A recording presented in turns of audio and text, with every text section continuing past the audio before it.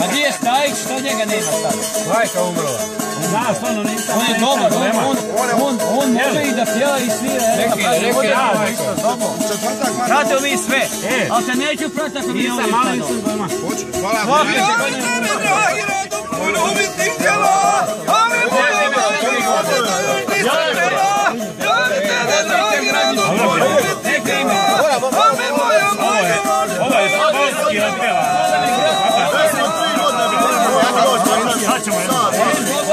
Ja i neću vas kući do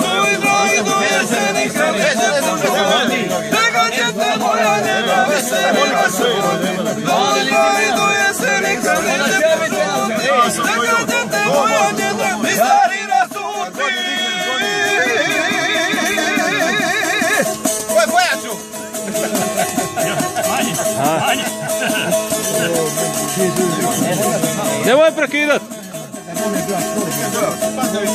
Ja više, molim vas stari pevače, ali ja sam 64, imam ja 50 godina.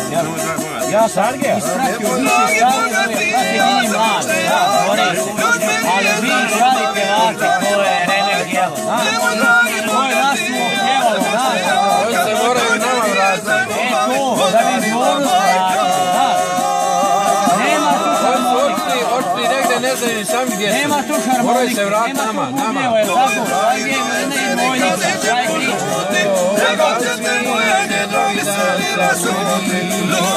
To su te izvornosti.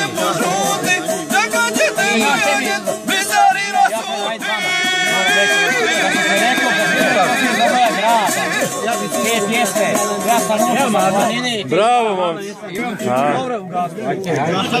Šta je,